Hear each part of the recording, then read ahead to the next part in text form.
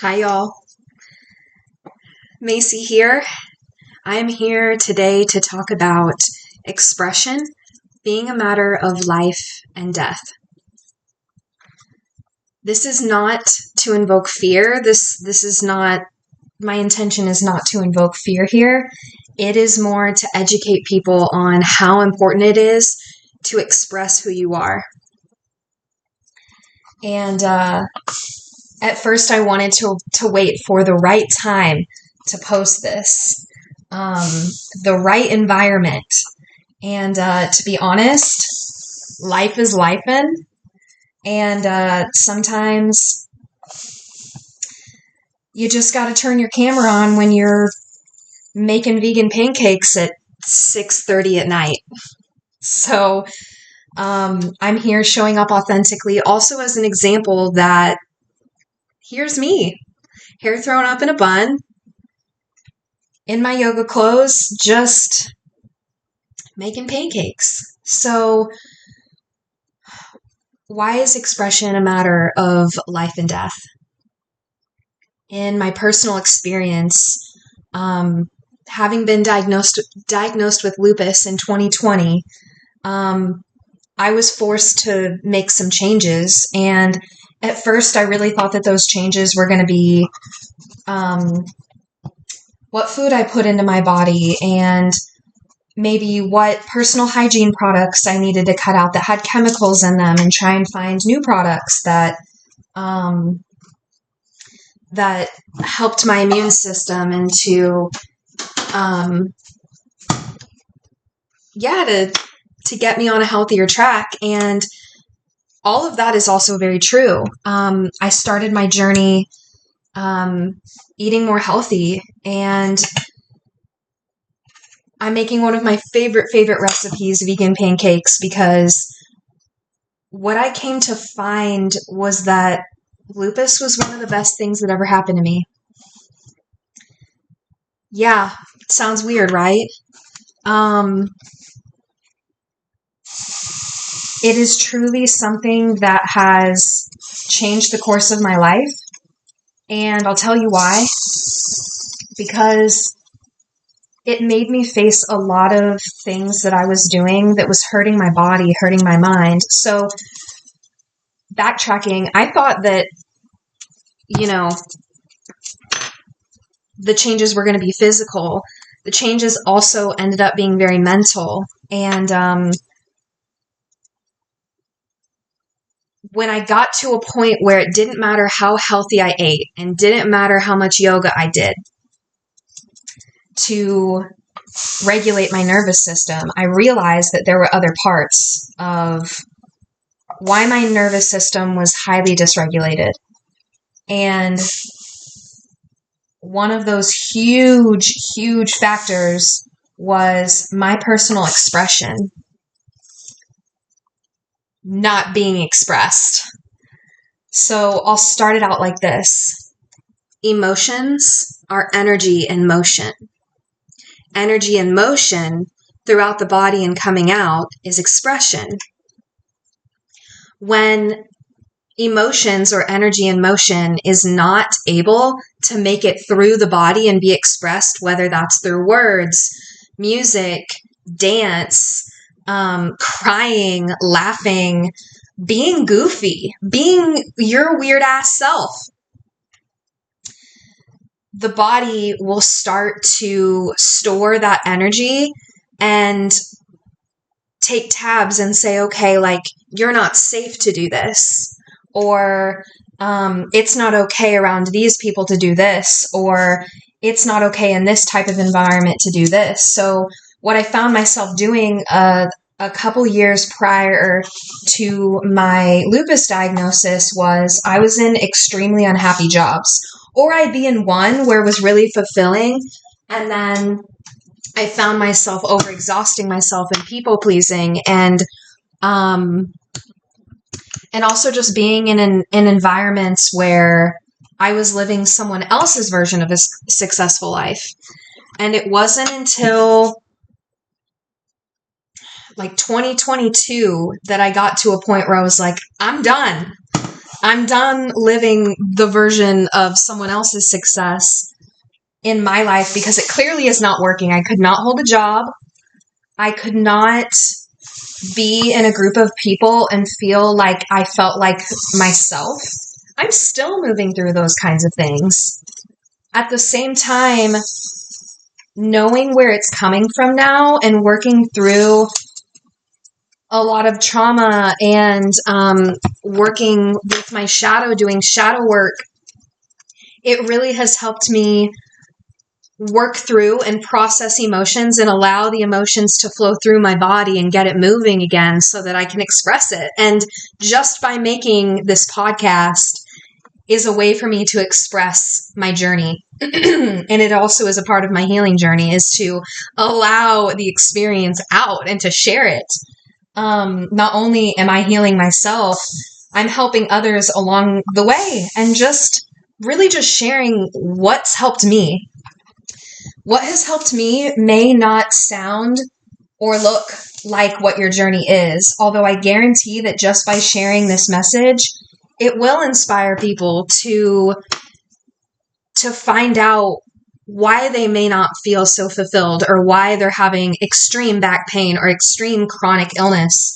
I know my lupus diagnosis was a combination of taking a lot of different medications that were killing me faster than they were curing me.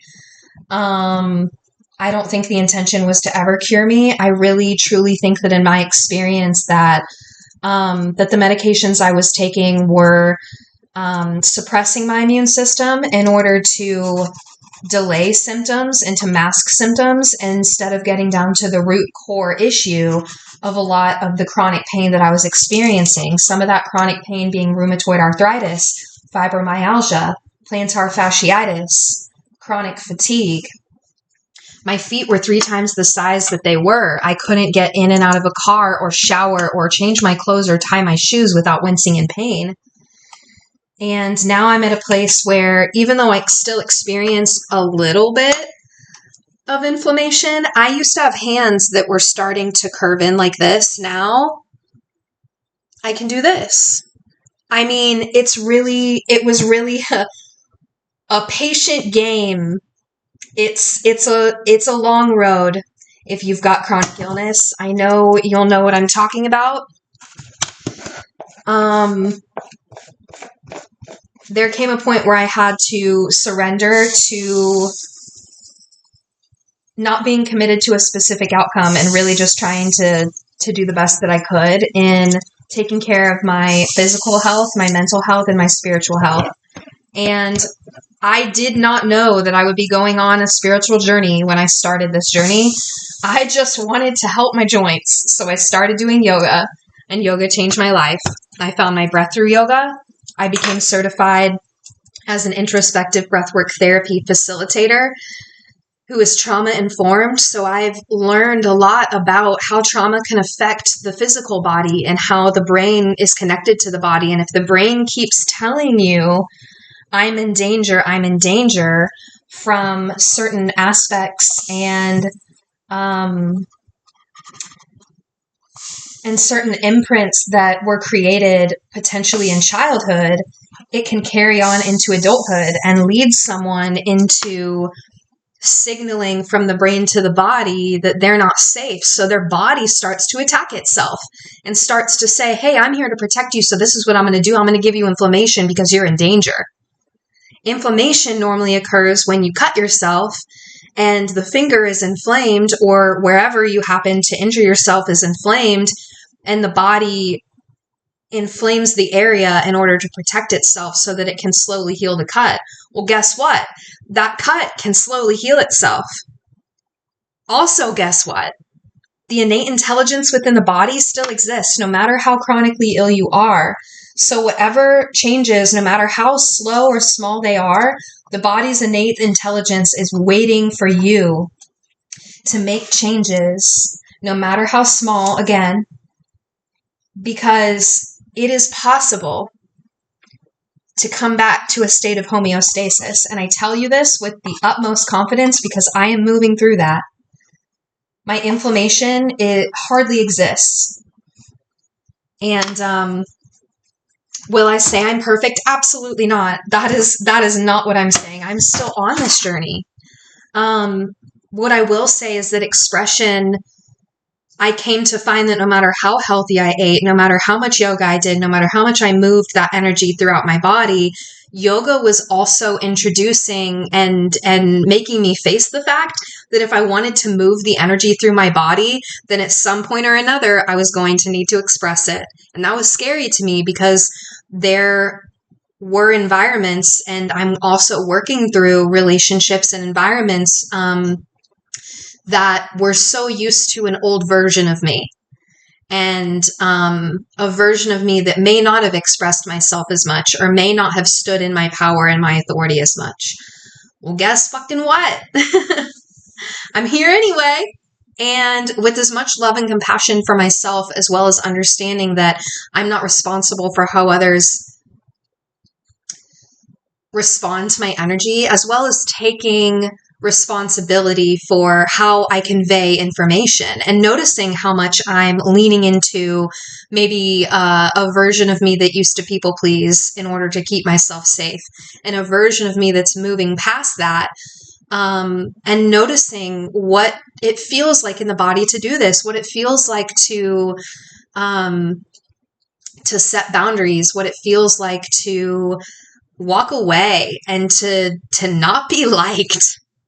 That can't be easy, especially if you grew up in a place where you became so good at pleasing others and making sure that everyone else was okay that it became foreign to know what it felt like for you to get what you needed. And I'm growing through that. And that is why I'm so passionate about talking about how expression is just as important as eating what your body needs. Expression is just as healthy, or expression is just as important as meditation or breath work or yoga or whatever, or working out, or doing what it is that the body needs for you specifically. So again, I'm going to say that the way in which someone meditates or moves their body or sits in stillness will look and sound different. And the same goes for expression. I really want to normalize allowing expression and allowing people to be their unique selves, that they don't have to mirror anyone in order to be enlightened or to be in their truest version of themselves. Guess what? The truest version of you is going to look like no one else. I repeat, the truest version of you is not going to look like anyone else on this planet. There's something when I say that a little bit like, whoa, okay, wow. And also something super exciting because it's a journey of coming back home to yourself. A journey of really discovering what versions of you, even in the past, that have learned lessons and parts of you, that parts of me that I've found that I've realized, wow, like that is a part of me, and other parts that just fall away throughout this journey and throughout this process. How has this journey looked like for me? I began eating what I needed in my body. What that looks like is going to be different for each person. For me, I cut out dairy. I cut out most gluten. I've introduced some back in. I eat a lot of fruits and veggies. I eat mostly vegan. I really, honestly, some people are like, are you vegan? And I'm like, I eat what my body needs. So that's going to look different every day. Be mindful about even when switching to something like this. I remember the first year or two, I put myself in such a box where I was like, well, I can't have that. I can't have that. Eventually, the micro gut biome can change over a span of even just a couple years. So reintroducing something and being like, oh, nope, that still doesn't work for me, or, oh, that's actually okay. Like just noticing, like for me, when I reintroduce something, I'll notice if I get Raynaud's or like low circulation, poor circulation symptoms.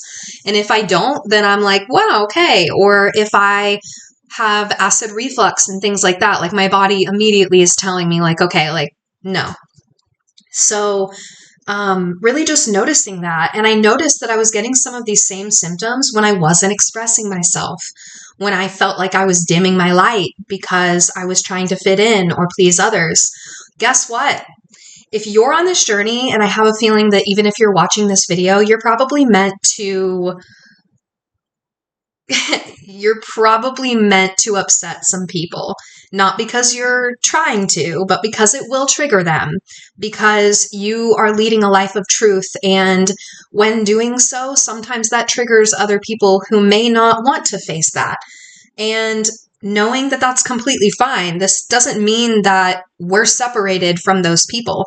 Those people are a part of us as much as we are them. It's just that we live in a world of polarity right now, and that may also be shifting and evolving, just being open to not being committed to anything. And not be committed to any outcome. Not in a sense not being committed to anything. Be committed to the changes that you want to make. Make slow changes. At the same time, don't be so hard on yourself. I know that's harder said than done. So, with all of that being said, I'm offering a course. I offer one-on-one sessions to support people moving through these changes because truly, I wish that I had had that guidance. At the same time, it allowed me to connect back with my intuition, and what I provide in my one-on-one sessions, as well as my 4-month course, is holding space for you to tap back into your innate intelligence, to tap back into your intuitive intelligence, and to journey through coming back home to yourself and finding that true expression. So, what does this 4-month course entail? It entails moving through the energy centers of the body. It entails inner child work, trauma integration, discovering your true expression again, reconnecting, remembering your true expression, and to practice setting boundaries, to practice some uncomfortable things and becoming comfortable with them. Not in a sense becoming comfortable in the comfort zone, but becoming comfortable making changes. And these sessions will be one-on-one and personalized to you, catered to you in your journey. We will also be moving through your personal astrological chart and how that connects to your journey. And